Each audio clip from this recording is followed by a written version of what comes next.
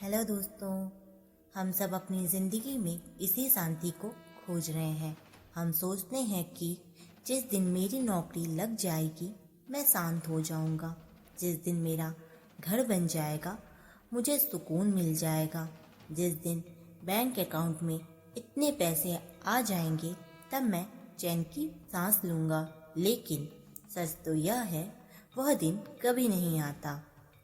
शोर कभी खत्म नहीं होता, जिम्मेदारियां कभी कम नहीं होती।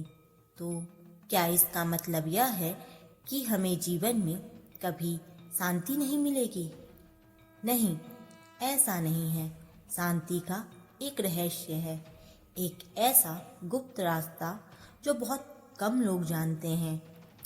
मैं आपको दो ऐसी प्राचीन कहानियां सुनाऊंगी जो आपकी शांति की परिभाषा को हमेशा के लिए बदल देंगी।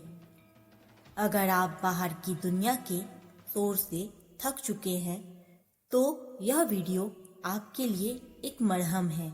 इसे अंत तक देखें क्योंकि अंत में आपको वह चाबी मिलेगी जिससे आप किसी भी तूफान के बीच में शांत रह सकेंगे। दोस्तों, पहली कहानी है शांति का चित्र। बहुत समय पहले की बात है।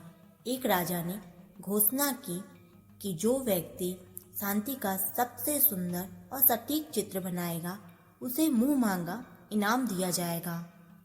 देश विदेश से हजारों चित्रकार आए। सबने अपनी अपनी समझ से शांति को कैनवस पर उतारा। अंत में राजा के सामने केवल 2 पेंटिंग्स को चुना गया। अब राजा को इन दोनों में से किसी एक को चुनना था। पहली पेंटिंग बहुत ही सुंदर थी। उसमें एक बिल्कुल शांत झील थी। झील का पानी इतना साफ था कि वह एक दर्पण की तरह चमक रहा था। उसके चारों तरफ हरे भरे पहाड़ थे और ऊपर नीला आसमान था जिसमें सफेद बादल तैर रहे थे। जो कोई भी उस पेंटिंग को देखता उससे लगता कि यही असली शांति है। बिल्कुल सन्नाटा, कोई हलचल नहीं। सबने सोचा इनाम इसी पेंटिंग को मिलेगा। लेकिन जब राजा ने दूसरी पेंटिंग देखी तो सब हैरान रह गए। इस पेंटिंग में भी पहाड़ थे लेकिन वे सूखे और बेजान थे। ऊपर आसमान में घना अंधेरा था, बिजली कड़क रही थी और तूफान आया हुआ था। पहाड़ के नीचे एक झरना बड़ी जोर जोर से गिर रहा था। देखने में यह पेंटिंग बिल्कुल भी शांत नहीं लग रही थी, बल्कि यह तो बहुत डरावनी और शोरगुल वाली लग रही थी। दरबारी सोचने लगे, भला यह पेंटिंग शांति का प्रतीक कैसे हो सकती है। तभी राजा ने उस पेंटिंग की एक छोटी सी डिटेल की तरफ इशारा किया।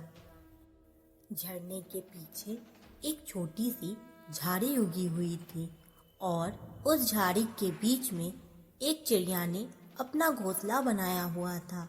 इतने भयंकर तूफान में बिजली की कड़कड़ाहट और गिरते हुए पानी के शोर के बीच वह नन्ही सी चिड़िया अपने घोंसले में बिल्कुल शांत बैठी थी।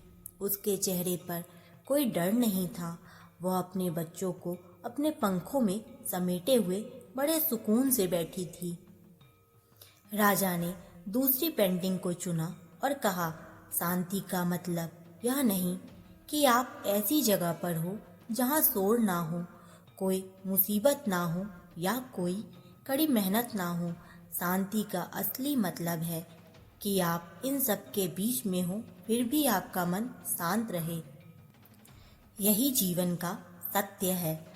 वह चिड़िया जानती थी कि बाहर तूफान है, लेकिन उसे अपने घोंसले और अपनी शक्ति पर भरोसा था। दोस्तों, हम सब पहली पेंटिंग वाली जिंदगी चाहते हैं। हम चाहते हैं कि सब कुछ परफेक्ट हो जाए, तब हम खुश रहेंगे। जब मेरे बच्चे बड़े हो जाएंगे तब शांति मिलेगी। जब लोन खत्म हो जाएगा तब शांति मिलेगी।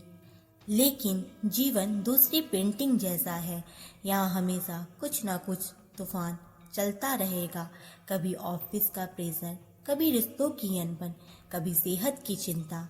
अगर आप बाहर के तूफान के रुकने का इंतजार करेंगे तो आप जीवन भर इंतजार करते रह जाएंगे।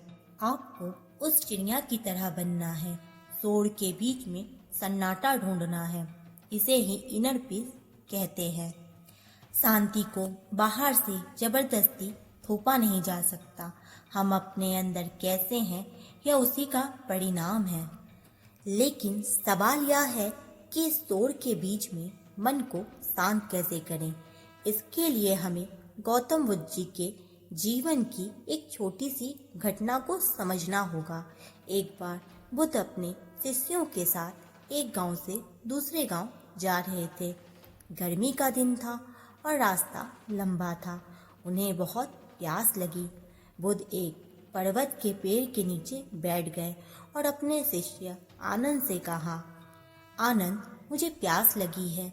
पीछे हम जिस झरने को पार करके आए हैं वहां से मेरे लिए थोड़ा पानी ले आओ। आनंद तुरंत लोटा लेकर झरने की तरफ गया, लेकिन जैसे ही वह वहां पहुंचा उसने देखा कि अभी अभी वहां से कुछ बैलगाड़ियां गुजरी हैं। बैलगाड़ियों के पहियों की वजह से झरने का साफ पानी बिल्कुल गंदा और कीचड़ वाला हो गया था। सड़े हुए पत्ते ऊपर तैर रहे थे। आनंद ने सोचा, मैं यह गंदा पानी गुरुदेव को कैसे पिला सकता हूँ। वह खाली हाथ वापस लौट आया और गुरुदेव से बोला, गुरुदेव, पानी बहुत गंदा है, पीने लायक नहीं है। हम आगे चलते हैं, शायद वहाँ कोई नदी मिल जाए। बुद्ध ने कहा, नहीं आनंद, मुझे इसी झरने का पानी पीना है। तुम वापस जाओ। आनंद थोड़ा हिचकिचाया, लेकिन गुरु का आदेश था। वह वापस गया। वहां जाकर देखा पानी अभी भी गंदा था। वह फिर खाली हाथ लौट आया। बुद्ध ने उसे तीसरी बार फिर उसी जगह भेजा। इस बार जब आनंद झरने के पास पहुंचा तो वह हैरान रह गया। मिट्टी और कीचड़ धीरे धीरे नीचे बैठ गया था। सड़े हुए पत्ते बहकर किनारे हो गए थे और पानी बिल्कुल शीशे की तरह साफ और निर्मल हो चुका था। आनंद खुशी खुशी लोटा भरकर लाया और बुद्ध के चरणों में रख दिया। उसने पूछा, गुरुदेव, आपने यह चमत्कार कैसे किया? वह गंदा पानी साफ कैसे हो गया? बुद्ध ने मुस्कुराते हुए कहा, आनंद, मैंने कुछ नहीं किया, मैंने बस इंतजार किया। जब पानी गंदा था, अगर तुम उसमें हाथ डालकर उसे साफ करने की कोशिश करते तो वह और गंदा हो जाता। तुमने उसे समय दिया, उसे छेड़ा नहीं और कीचड़ अपने आप नीचे बैठ गया। हमारा मन भी इस पानी की तरह है। जब आप गुस्से में हो, तनाव में हो या परेशान हो तो उस समय अपने विचारों से लड़ो मत। उसे जबरदस्ती शांत करने की कोशिश मत करो। बस थोड़ी देर ठहर जाओ, समय दो। मन की धूल अपने आप नीचे बैठ जाएगी और आपको फिर से क्लियरिटी मिल जाएगी। दोस्तों, इन दो कहानियों से हमें शांति के दो बड़े रहस्य मिलते हैं। स्वीकारना, तूफान के बीच में भी शांति संभव है। ठहर जाना, जब मन अशांत हो तो उसे छेड़ो मत, बस गवाह बनकर देखो। तो अब से जब भी आपको लगे जीवन में बहुत स्ट्रेस है तो यह 3 छोटे कदम उठाएं। स्टेप 1, ठहराओ। जब गुस्सा आए या घबराहट हो तो तुरंत रिएक्ट ना करें। 2 मिनट के लिए अपनी जगह पर रुक जाए और लंबी गहरी सांस लें। स्टेप 2, निरीक्षण। अपने विचारों को ऐसे देखें जैसे आप सड़क पर आते जाते ट्रैफिक को देखते हैं। किसी विचार के पीछे मत भागिए। स्टेप 3, आभार। उस चिड़िया को याद करें जो कुछ आपके पास अभी सुरक्षित है, उसके लिए धन्यवाद दें। जिसने अपने मन को जीत लिया उसने पहले ही दुनिया को जीत लिया, क्योंकि उसे शांति प्राप्त हो गई है। परिस्थिति नहीं, मनस्थिति बदलिए, सब कुछ बदल जाएगा। याद रखिए, शांति कोई मंजिल नहीं है जहां आपको पहुंचना है। शांति एक तरीका है जिससे आप जीवन की यात्रा करते हैं। आप समंदर की लहरों को नहीं रोक सकते, लेकिन आप लहरों पर तैरना सीख सकते हैं। आज रात सोने से पहले बस 5 मिनट के लिए उस झरने वाले पानी की तरफ शांत बैठिएगा। कीचड़ को नीचे बैठने दीजिएगा। आपको वह शांति मिलेगी जो दुनिया की किसी दौलत से नहीं खरीदी जा सकती।